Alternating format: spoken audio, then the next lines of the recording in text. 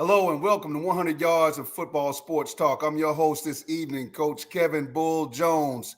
That took the whistle from around my neck right now, out of practice, and it's time to talk some football. Yes, I do have this hat on today, sports fans, and it's not a prank. I'm still a faithful fan, and that's what it is. But I brought in a great friend of mine. You know, I had to go through his PR folks to grab him to get him back on the show because – I need help talking in my Woosah moment. I need help talking about what happened to my Crimson Tide and talk about the good things about Georgia and then talk about this Born to Compete. So sports fans, please, if you enjoy the show, please share.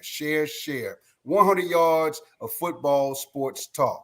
I got a good one this evening. My man, Alex Benson, the founder of Born to Compete, is here. Alex, my man, how you doing? You know what? I'm doing well, man. I tell you what, first off, it's an honor to be on here with you. So thank you so much for having me on. And I tell you what, man, that Alabama hat you got on, I know it hurts a little bit, but as they always say in the Bible, joy comes in the morning. You see what I'm saying? So just give it some time and you'll be over it. Say that. No doubt. It's somewhere between Genesis and Revelations. Just yeah. I'll check with mine. I'll check with one of the deacons and let them help me out. Hey, it's great to catch you. I know your schedule busy, especially this time of year. Then you have a little one playing sports as well, and it's so it's funny how when we all got together. And you and I first talked long time ago when I was at another school, and now the things that have blossomed for you, I'm proud of you, and I'm glad I was able to catch you. And that's hard to do, sports fans, because he's the real deal. So without further ado, since you already opened the can, let me go ahead and just jump right in it. All right, listen. Let me first say, hats off to Texas A&M for the great job they did of game planning and strategically doing some things. And for me, it's from the coaching standpoint. It's not about a fire Pete Golden moment. That wasn't what it was, because Pete Golden he doesn't coach the offense. Okay. But we had some things happen to us that usually, here's the deal. After you play a few games and other teams get to see what successful things were done against Bama's offense. Everybody it's almost like Lego bricks. You're able to put other parts together. After 5 games, we had Florida, we had Ole Miss, and Mercer. Some of the things that irritated what we were doing on our offense, and they were able to Bama was still able to capitalize and win those games. But here's what happened. What I saw. You tell me what you saw, Alex. From a coaching standpoint, I saw a great job of what we call tilting the blitz packages to unload from one side and bring pressure. Those were the things that other teams really didn't try to do, but it's almost like by process of elimination, what was successful against Bama's offense. And I thought that, Jimbo Fisher did a marvelous job of instructing his coaches to find what those things were. And I think that they were successful because of that. Now, Malachi Moore getting ejected, really. And I know as a defensive coordinator, when you lose your dude back there, that sets everybody up where they need to be in the secondary. Because you got to have a vocal guy, and he's the guy. When he left that early in the game, if you notice those next few plays, Bama was out of position defensively. And, A&M took advantage of it. So, I mean, I no excuses. They jumped on our heads. Tell me what you saw. So I put it in 2 ways. This year has been the year of the truth when it comes to college football. Here's why I say this. If you look at Clemson and you look at Bama, only thing that's happened is they lost so much talent at one time. That's really what it is. You got to remember, Alabama had a 4x1 track team out there at receiver. I'm talking about run, stick, go. You know what I'm saying? I'm talking about they were moving like that. And so when you lose that much talent at one time, there's going to be some fall off. People always think Alabama has a great defense. Have they had a great defense? Yes, they have. But really what's been happening is their offense has been setting up their defense over the past couple of years. Right? It's no more black and blue football. That's kind of, that day is past, and that's okay. It might make me come back. Right. But Alabama's offense has been able to score so many points. You get sacks, you get turnovers, you get interceptions. Those things have been able to happen for their defense. Now they can't score like that right now because what Texas A&M did is not necessarily a schematic thing. But first off, shouts out to Zach Calazala, part of the B2C family right there. Very happy for him, the quarterback. I had to do it. I'm so proud of him. You know what I'm saying? But really what it is just they were able to match up on the back end. Clemson gave you the blueprint. Clemson gave you the blueprint on how to beat the modern day Alabama, right? We gotta D up back here, and we gotta bring heat. When they have 5 All-Americans on the offensive line, it's hard. You got a track team out there out wide, it's hard to defend that. But that's no longer there right now. And think about this. I always tell everybody, give yourself the 6-month rule whenever you question anything. And what I mean by this, 6 months ago, you could say, Alabama, what's their season going to look like this year? And everybody would say, well, they're adding some new pieces in. They're reloading. We'll see how they do. But I don't necessarily consider them a championship contender. You only consider them a championship contender is because they're Alabama. So all that's happening is what everybody knew. You're just shocked to see it happen. That's it. Well, okay, I can ride with you on a lot of that. One thing from the coaching side of me, there was some scheme things. They sent 6 in pressure packages, and 5 can't block 6. And anybody that knows me that has played against my defense here in Georgia knows, Bull Jones is sending 6. And listen, I have to live or die by it. Sometimes I live by it and it feels good, and sometimes I die by it and my feelings are hurt. But they brought more, when you go into that film room to think about who you're playing. Yes, it wasn't a whole new scheme. I agree with you. But there are some wrinkles that those grown men sit and do their job of trying to find out what has made Bama's offense say, ouch. Okay. And what has made us say, ouch, was not as well revealed as so we thought. Because I was along the same lines of you of, well, we just had 6, 7 guys go first round. So that's why we're not doing well. Well, guess what? Chris Owens is a 6-year senior, COVID senior. And there were some games that we got pushed around a little bit.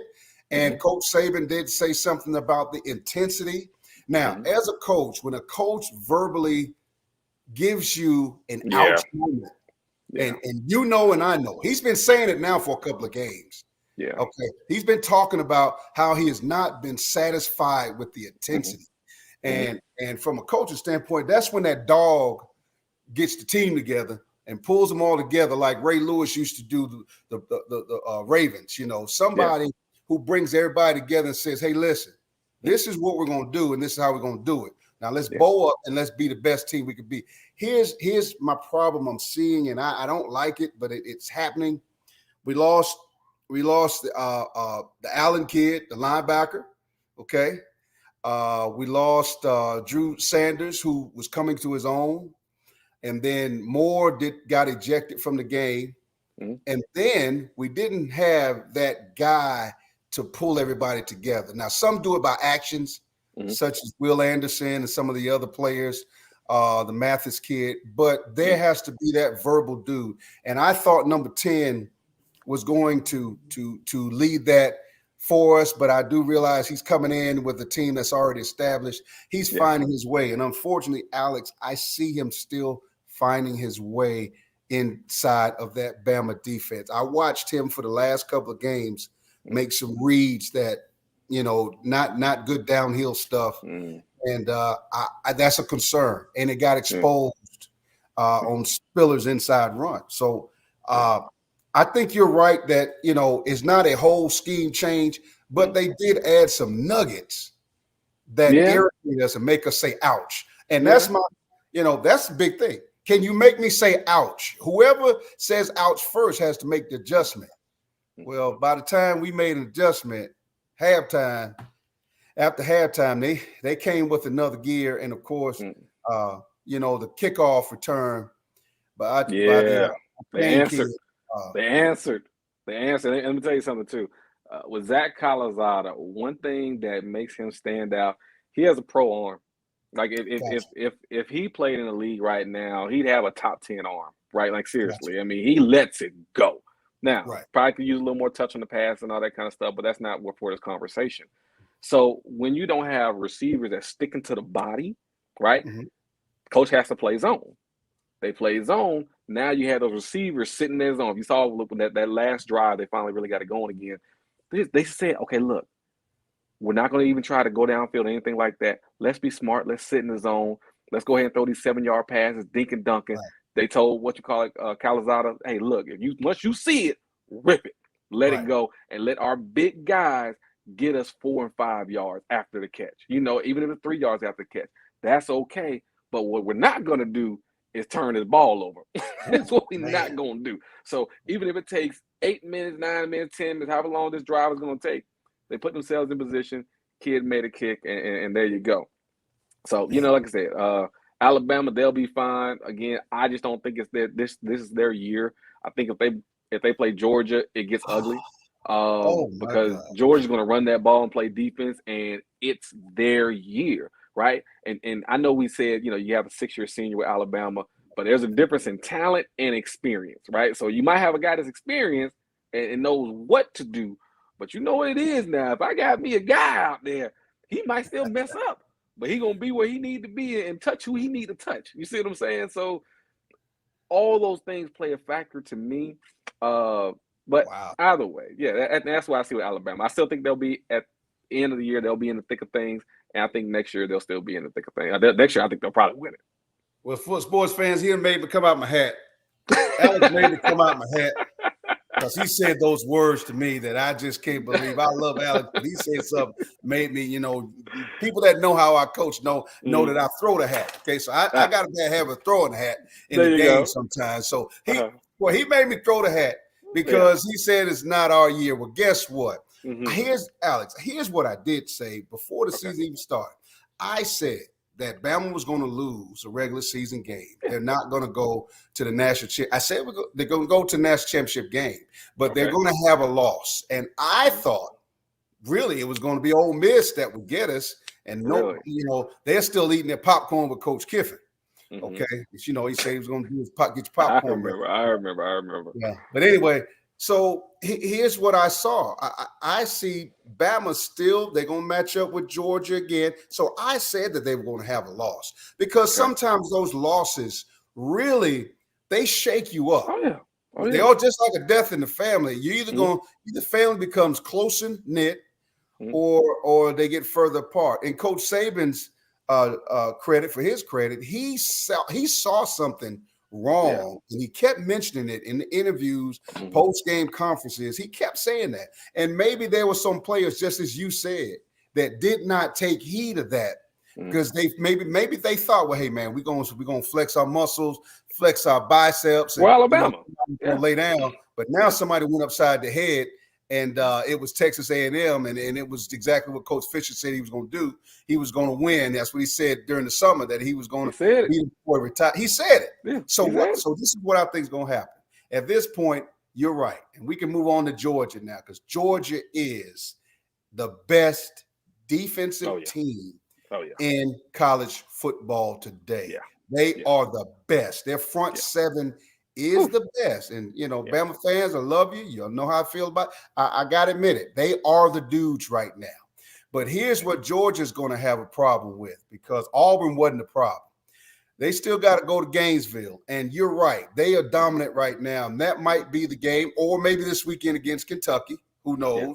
But here's the deal. Sports fan, Georgia, those Bulldogs are going to have – they got a quarterback controversy. I don't care how Kirby wants to flip it. I love Coach Kirby. Coach Dale McGee has done an outstanding job with all those big-time running backs, and they're punishing people. But when JT Daniels gets back, there is a quarterback controversy because Stetson Bennett proved to me – he didn't have to, but he did. He proved to me that he could be that guy to lead them. I'm thoroughly impressed with what Georgia offense did against a very good Auburn. Listen, I'm not taking anything away from Auburn. Okay, I refuse to do that to them. They got to find their personalities with their new head coach, but they beat up on Auburn pretty bad. Tell me what your thoughts about Georgia moving forward, since you don't already hurt my feelings talking about they're going to, national championship. Okay, you made me happy. Tell me what you think. Yeah, well, here's the thing. Georgia won this national championship years ago, because years ago they showed that they can compete in the national championship game, and they showed they can compete against Alabama, right? Years and years ago. Now they were able to get some good recruiting classes in. Now what you have is talent. Trayvon Walker, Jordan, Nolan on the outside, right? So not only are you big on the inside to stop the run, right? Sitting in the C gaps, off tackle. Now we're head up over the center, so we control that, right? Then we also got speed on the outside with Nolan, and I can't remember the other guys, the other edge out there. Dean. You got speed outside. The secondary can play lockdown back there, So and that causes you that you can allow them to bring pressure. That is just, it's almost a defense where, what do? I can go back to the Ravens defense because they ran that 3-4 back in the day with Ray Lewis. That would be the defense they remind me of, man. Get pressure.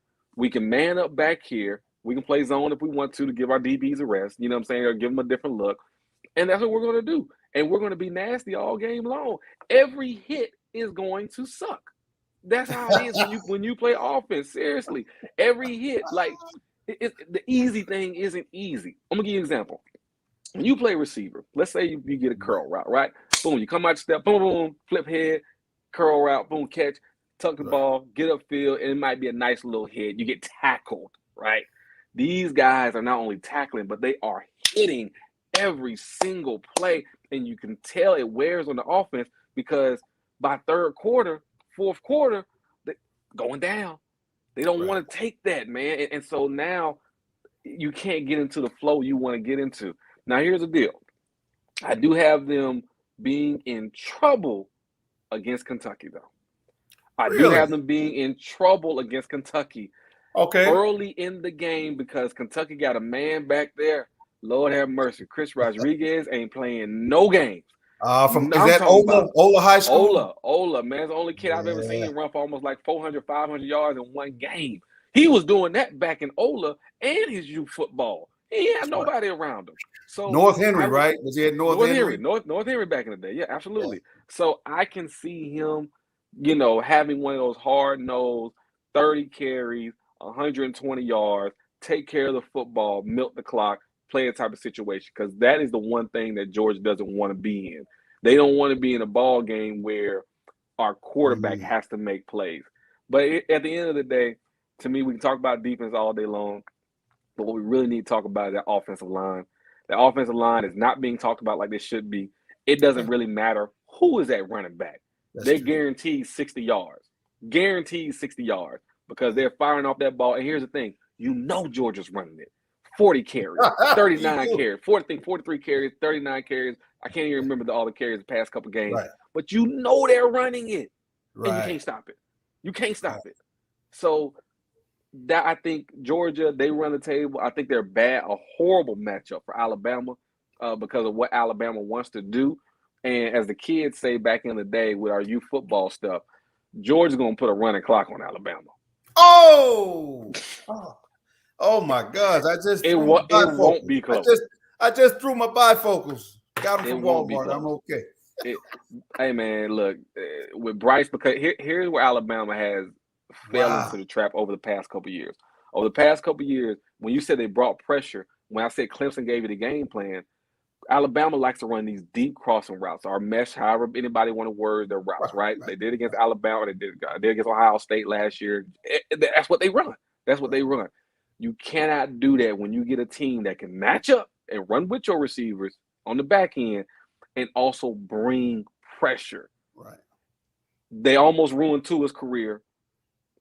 Bryce Young's going to have a tough time. He's an amazing quarterback. He'll be great. I hope he takes $1 million and he's going to have to go buy him some more protection for the security team.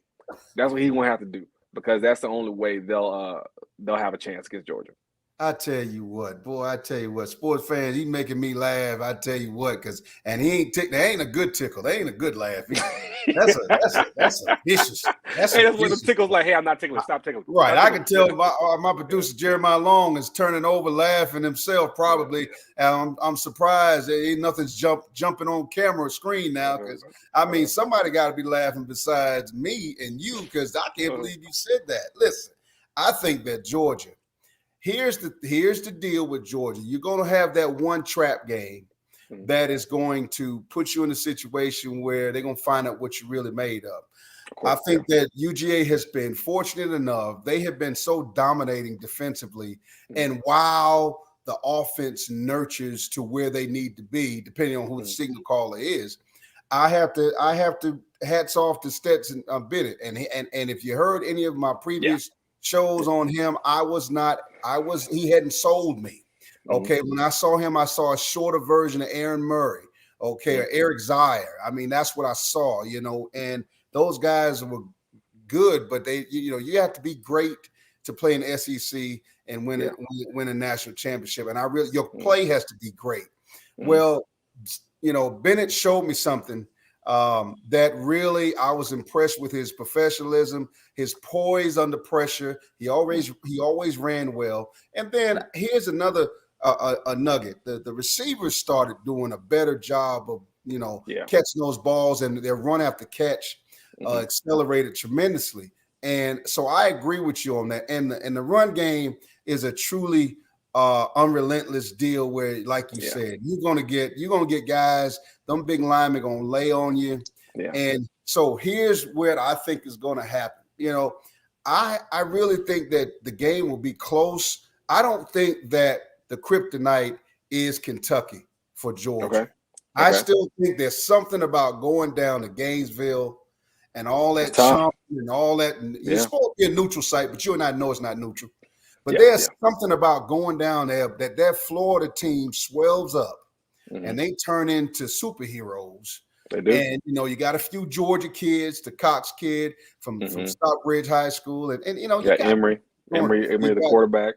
Right. You got, from Georgia. You got Dean, from Dutchtown High School. Yeah, Trey Dean. You got some things going on there that lends to, that Florida deal. That's the trap deal for Georgia, I think. I think that Tennessee is going to, if Georgia goes to sleep on anybody, I think it would be Tennessee, even though, that game on paper, they should take Tennessee out. But I just feel like there's something about playing Florida, and Florida wants to get back into this chase, because they got that one loss to Alabama that really they found out they can play at another level. So what I'm really saying, Alex, is Florida's showing, okay, we went in there with the national champions. We hit them upside the head, and now we got this beast up in Athens going crazy. So now we got to play. Now they got to come to our backyard. So let's go. So I think that for Georgia, I think that is the true. I want to see what's going to go down when JT Daniels is ready to play, because as a coach, and then Kirby is a defensive minded guy. So I don't think he's going to roll the dice. We usually don't roll the dice on our side of the ball. I mean, when we become head coaches, but we're a defensive mindset. I mean, we're going to stick to what's working. And I think he's going to stick with Bennett till Bennett doesn't work. Now, what does that mean for JT Daniels? Well, he's got to answer the question. And that just wears at a coach. Can he absorb all of that? Because now the bullet's going to start coming at Kirby about that. But I think they got a quarterback controversy. Other than that, I believe both of these two teams, I'm saying it right here, will make it to the top four, because clearly I'm not sold on Iowa yet. That's great. They're out there on the other side of the country beating people's heads. But I'm not sold against what's down south. And just no disrespect, but it's just a different level of football. But on any night, anybody can be defeated. I'm quite sure you agree with that. So to leave it there, I think that they're going to meet. I think that they're going to meet in the SEC championship game, and I think that both teams will go to the playoffs. And I'm just going to put it like this: it's going to be great to see. Who knows? They might pull like a LSU Bama again. And I'm gonna leave you one last thought as far as college football. People giving me they tear me up today about Crimson Tide, but they forgot that Bama has only won 2 national championships where they hadn't lost a game.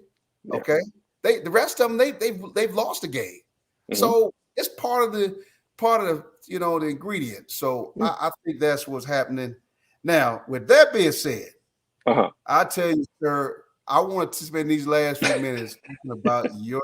Hey, listen, sports fans, I'm putting you make me put my bifocals on this one. Hey, listen, I Born to Compete has finally made it to the Bull Jones home. Oh, man. And I tell you what, my son told me about where they were ranked, and I was like, he doesn't know that I know you. I know you from the very beginning. Yes, but my son, and unfortunately, I haven't been able to catch their middle school games because of my practice schedule. Head coaches tried to help me get there. Tried to help me out, but the traffic from where I'm from, it just hadn't gone that well. So I've caught a few plays, but other than that, I got to watch on video. But this morning, I'm fascinated by what you're doing. I think you've got lightning in the bottle, and just to watch all the all-star teams, the national competitions. I want you to talk about it, and then I'm gonna tell you what team my son played for. Okay. Because now you in my house. What grade is he in? First off, he's a middle school. He's a middle school. I know the answer then. All right, so I have a feeling I know the answer. You know what, man? I love it because whether we go back in time to what you're seeing now in the NFL, we have Davis Mills, we have Justin Fields, we have Trevor Lawrence, and those are 3 quarterbacks right there, and all of them are playing on Sunday. These are your kids. These are your kids. Yeah. I think it's what we created at the youth level. We created accountability, celebration, and expectability. Understand what I'm saying by that? Expectability. New word here, right? We expect to be great because we work hard. We've done our things as coaches. We've done our things as parents. We've done our things as players. So we expect to be in this position because, Alex, this is what you promised us. If you say I do all these things, I can be here, then, and my thing is yes, you can be. I don't care how big you are, how small you are, whatever it might be. I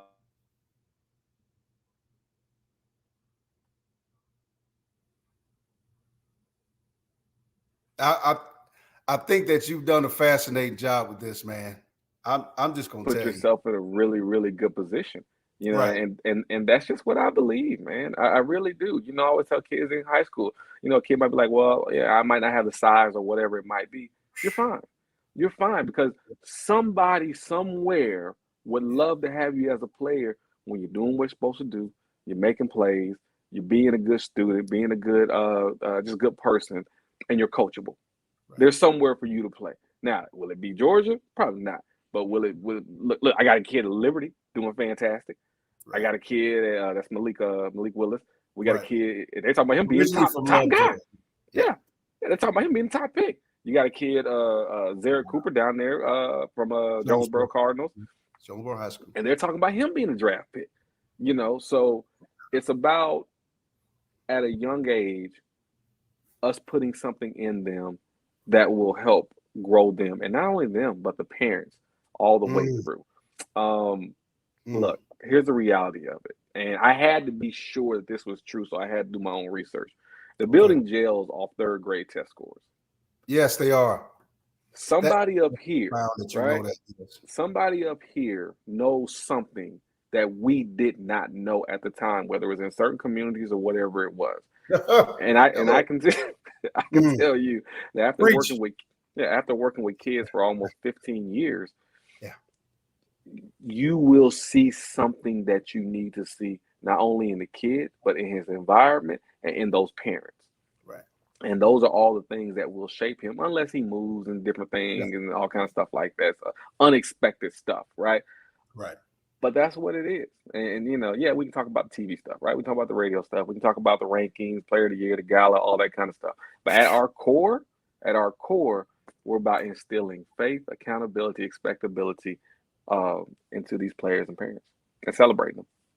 Well, when you first told me many moons ago that you were going to do this, I think when you and I were at a 7-on-7 competition, I and remember. we were beating, my team was beating the brakes off of people, and I'm gonna leave it at that. But I heard it, and I told my wife, I said I just met a guy, got a great idea, this young guy, and man, I am impressed by the branches of where this thing is going. Now, and I like the way youth. I've never been a proponent of middle school football. Okay. After coaching high school for so long, only because the attention to how many coaches per kid on a team. Most middle school teams don't have enough coaches, so there's a lot of things that don't get seen and addressed, and there can be some bad habits developed coaching wise, and then paying and security reasons dealing with kids of the youthful nature. And then what I have learned through this Born to Compete is I watch these, these youth coaches take an onus upon them to say, well, look, some of y'all don't, if you really want to learn some football, we got our own conference, we got our own divisions and we got our own culture of success that is proliferated through what you're doing. And I watch these coaches really turn up their game of coaching where they've, I've seen them go from all of these big time teams. And I'm not going to name any because I don't want to leave anybody out, because now some of those coaches have now gone on to be high school coaches. And myself, I've even brought a couple of them on because of their expertise on the level where you are and the importance of the success. So now those coaches are lining up against me, and I got to face Aaron Nolan, and I'm feeling a little certain kind of way. Now, true enough, we didn't have the players to really, we just didn't have the manpower to really hang with them. I think we irritated them last year. Thing I told the head coach there after we walked off the field, I said, you need to start number 7 at quarterback because he'll get you deep in the playoffs, because it's a mismatch dealing with his arm. And I thought that without seeing any other kids, I thought he's one of the top players in his age group in the nation. But I remember hearing about him through Born to Compete. So, but then when he spanked me last Friday, it didn't feel so good. Now, keep in mind, we tapped his skull a couple of times. I mean, he's tougher now. And some of that toughness, of course, he gets from his parents, but hats off to mom and dad. But some of that comes from that swag of Born to Compete and all this great competition and all this going all over the country playing ball. So it didn't shake him. We might have hurt his feelings and slowed him down a little bit, but he still torched us pretty bad a couple of times. But we stood in there with him. But that's not the part that gets me. The part that gets me is when my son comes home and, I'm already a little salty that I didn't see the game because I didn't make it through the traffic. My head coach tried to help me get there. Shout out to Jamie All for trying to help me get there. But I didn't get to the game on time. I caught the last part. I caught one big hit he had. Now, he says, Daddy, we ranked number 2 in the state or nation. I mean, number 8 in the nation or state. I'm going, what? What are you talking about? He said, Daddy, we ranked. So, I'm going, Alex did it again. Touchdown? Dutchtown. That's the yes. I got it. I had it working for a minute. I was trying to think 8th grade, middle school ball. I'm like, hey, they still undefeated. I'm like, what in the world? That's all. I mean, that's the part that I'm, as a parent. Oh, that was a great game. They had a great game against. I did that game too. I did it with myself. McDonough. Yeah. They did it against McDonough. I'll tell you what, I like their defense. I like where they were getting to the ball. They had a quarterback that was number 1, I think, and they had to sit him for, I think, the first half or quarter or something happened or whatever. But I would love to see them at full strength, and I love to see McDonough at full strength, because their quarterback was missing as well. And I love to see him get home, man. My son is telling me, Daddy, that quarterback might be back. We got to see him in the play. I'm going, you know what? Alex is in my house, and I'm just, bad enough I had to deal with Langston Hughes last Friday. And my feelings were kind of hurt because I thought that we could slow him down a little bit, eat better. But those are my expectations. But then to have my son start talking about they ranked eighth, and I'm going, wait a minute, man, wait a minute. Yeah. So I didn't even tell him that I knew you. So sports fans, I'm just telling you, this man you're listening to talk to me right now has put Georgia and the nation on fire. For sports fans, I can't run away from it now. I know some of the coaches and it's just amazing to watch the beauty of kids. I mean, they got websites now. They got group chats and all this stuff on Facebook. And I'm not gonna name all of them because I can't name all of them. Some of them are a little bit rough. You know what I'm they're saying? a little bit rough, but we stay up out of there. Yeah. But here's the deal, and speaking to those parents, I love the energy for your sons, but understand that if they get to a big part, such as some of the players we just named, possibly playing on the next level and even NFL, they got these universities and NFLs got folks that look at all this stuff online. So I definitely want to tell the parents, please be careful, in defending your son and his team and how good they are, but stay minimum on some of the above average trash talking, because those are parts of the character references that the NFL teams, and I've had NFL teams send me questionnaires and I didn't answer it right. They came out and flew out and asked me more questions about a player. And that's real. So parents, please, I love the energy, please, but you got to watch some of the stuff you say, because if your son makes it big time or projectively big time, they're going to be able to pull all this stuff up. And that's the part that kind of I worry about. Yeah, and what you're saying is true, man. With those chat rooms, some of them are okay, some of them are absolutely horrible. Some of them shouldn't be, mentioning kids' names. Because here's the deal: that stuff follows you, and that stuff has led to fighting. That stuff has led to betting, which has led to violence. And I'm just not a fan of it, man. I'm just not. Like I'm cool with the trash talking. I'm cool when it's done right and it's monitored and everything like that. You know what I'm saying? But when it's the wild, wild west, man, it leads to so much chaos. And we're not talking football no more. And that's what bothers me. We're not talking football. Now we got personal. It done went somewhere that's dark.